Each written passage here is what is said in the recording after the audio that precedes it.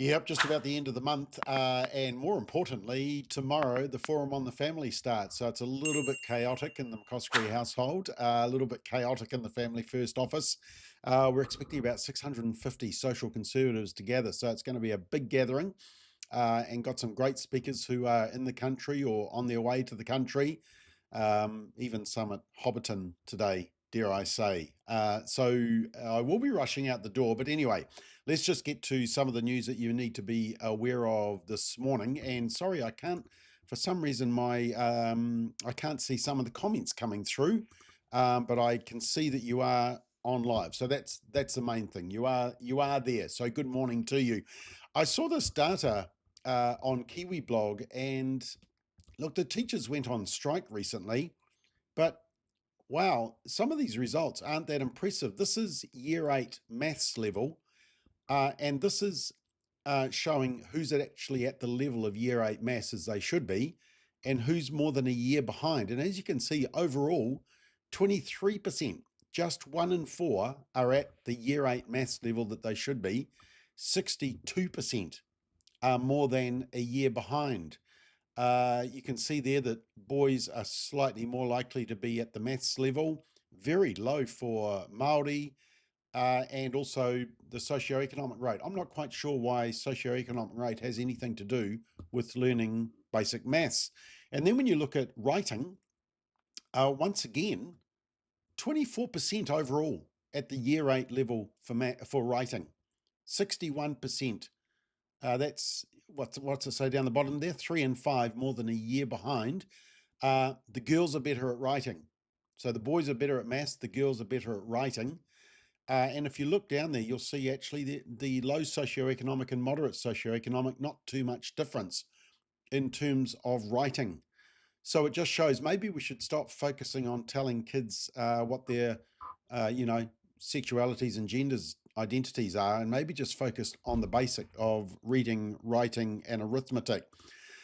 There has been proposals for Parliament to go to 4 years from 3 years. ACT originally was pushing it, and they came up with this very confusing model that it would be 4 years, but only if the party in power agreed to give majority control of the select committees. So the select committees that do the checking of the legislation and the public submissions and the written submissions, only if they would let the opposition parties take control of those committees. If the government wouldn't, then it would be back to 3 years. So we would go into an election and we would basically say, oh, we don't know whether we're going to get 3 years or 4 years of this government, because it depends on whether the government allows the opposition to have control of the select committees so that we can get the 4 years. So it was a confusing system. You're probably confused just by me talking about it right there and then.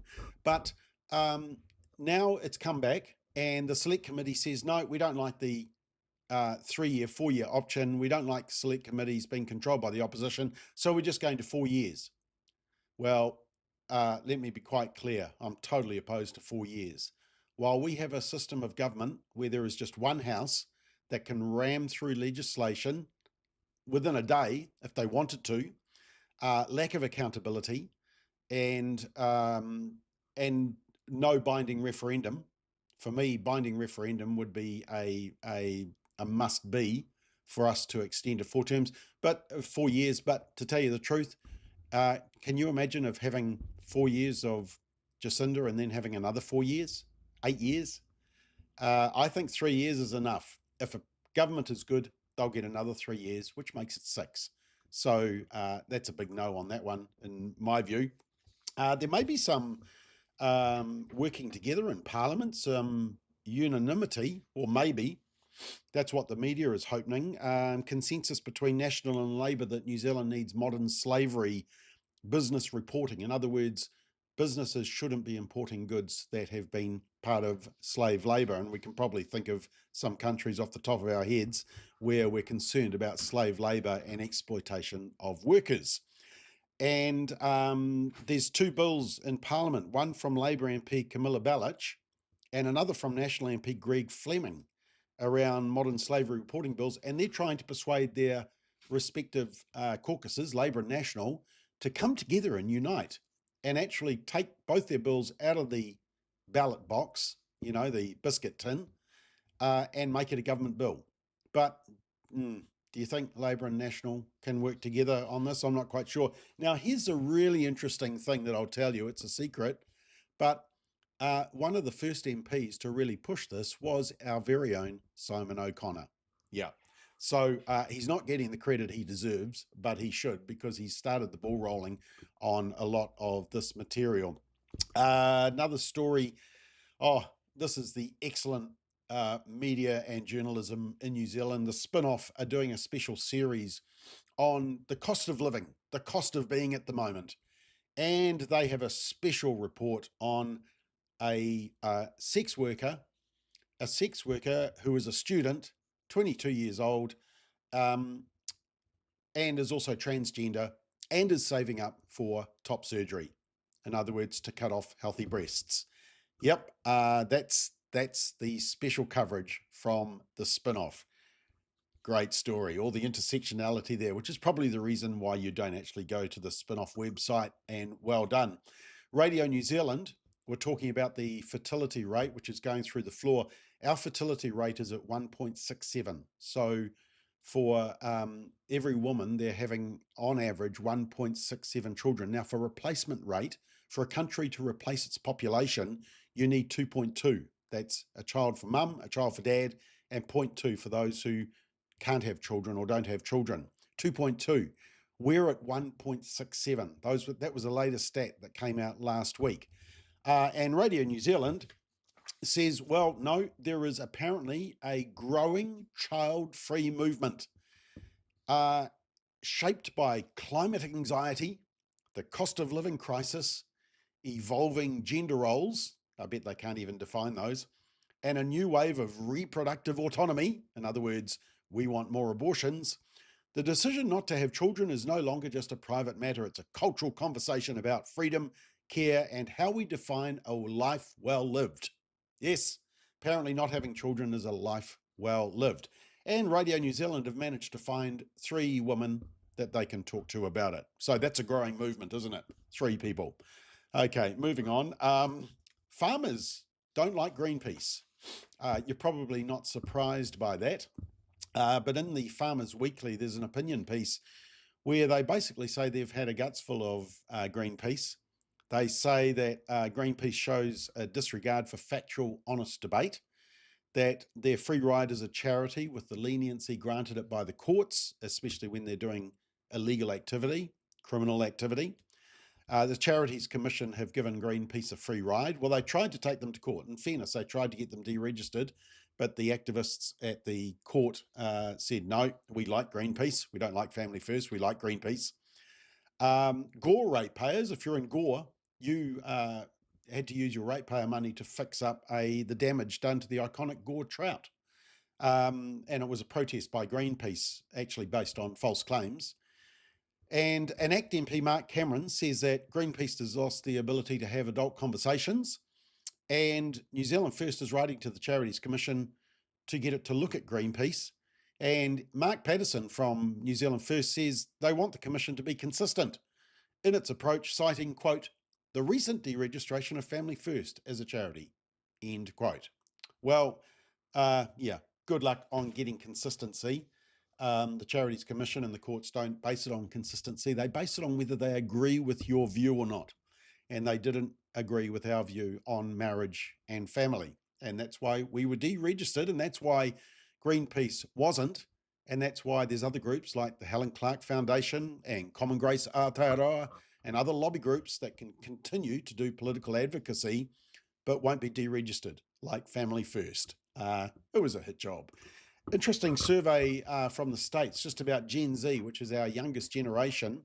Now, look, it is American teens, but I thought there was just a couple of interesting things to highlight. Firstly, that Gen Z prioritize happiness, stability, and good health above family, getting married, or having children.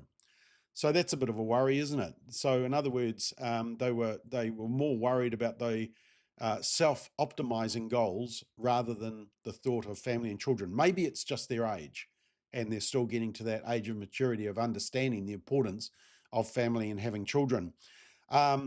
Over half of Gen Z strongly agree that in-person relationships are important, more important than being online. Although, and 60, what is it? I'm just getting my maths here. 68%, 2 and 3, wish they'd spent less time online. And that is a common phrase from younger people. They wish they spent less time online, but it's very addictive. I mean, even us adults, older adults, have problems with that, don't we? For the most part, Gen Z strongly agree what is morally right or wrong can change over time. So right and wrong can change over time based on society. That's a worry, very subjective.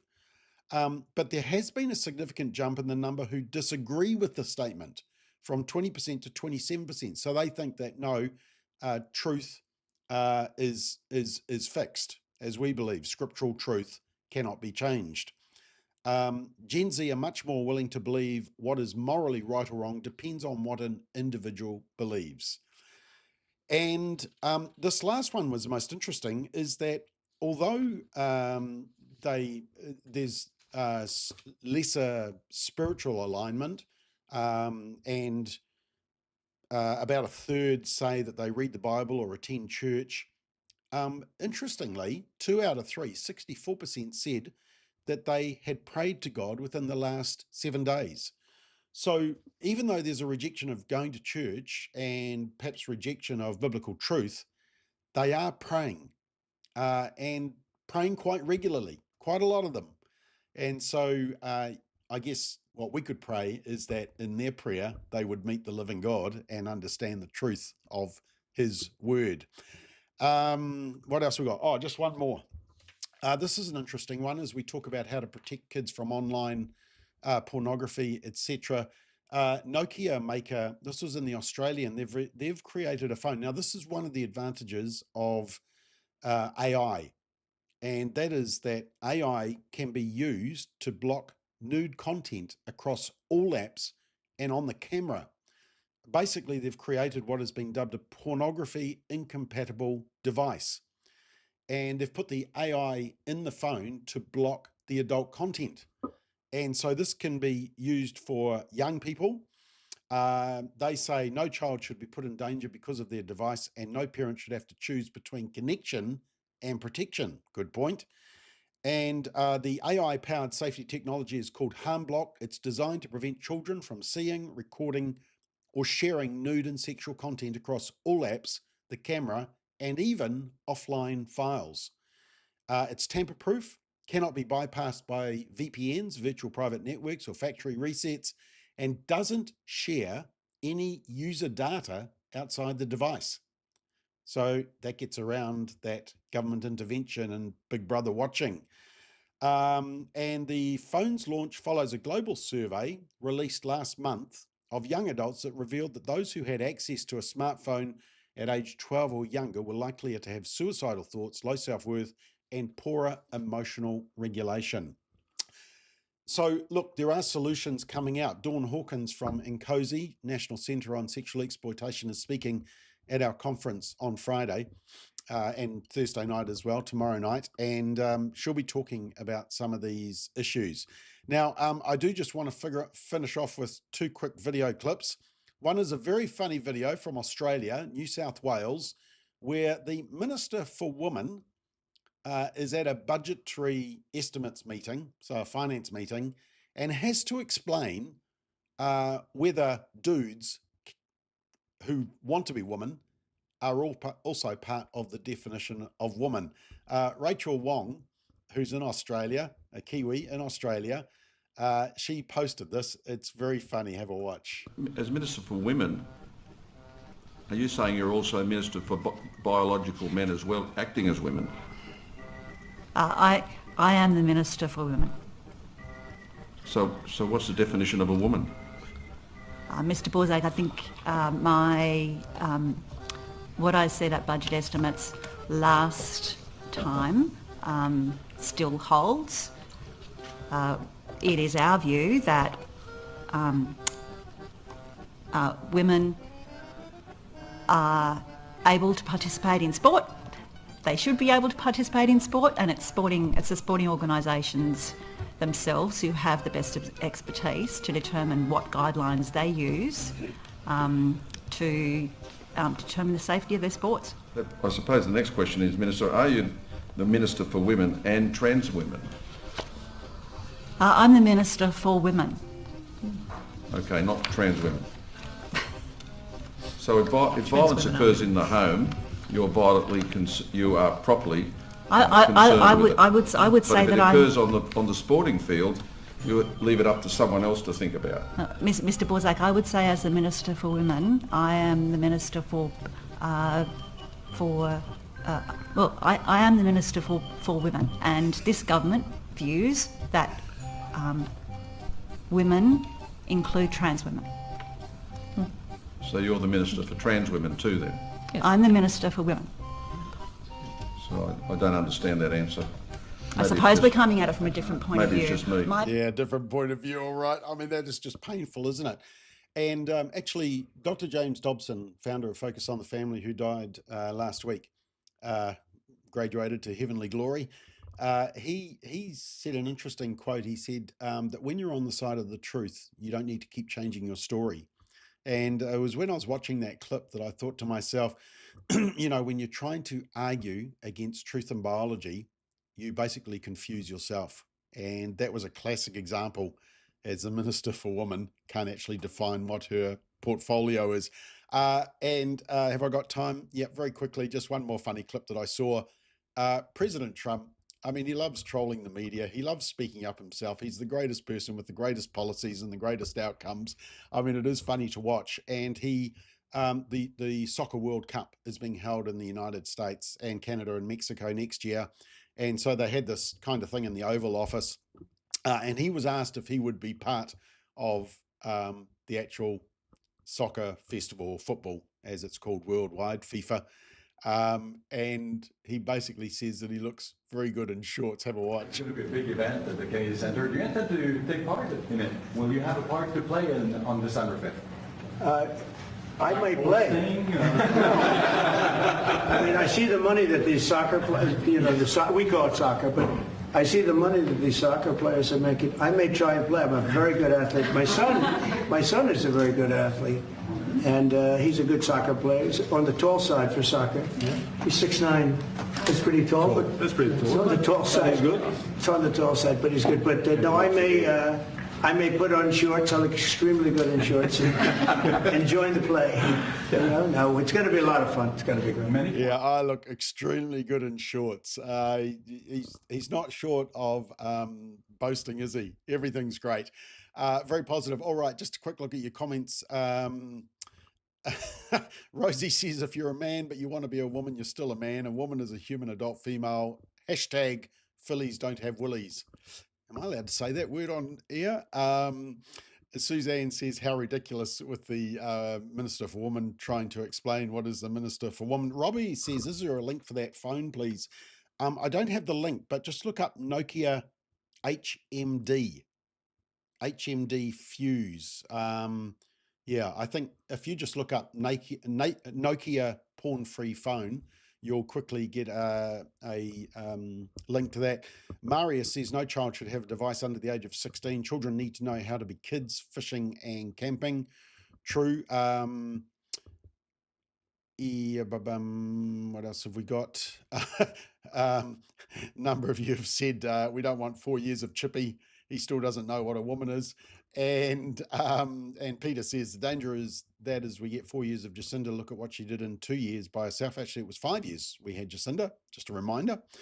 You may not want to be reminded that. Catherine says Greenpeace lost the plot a long time ago.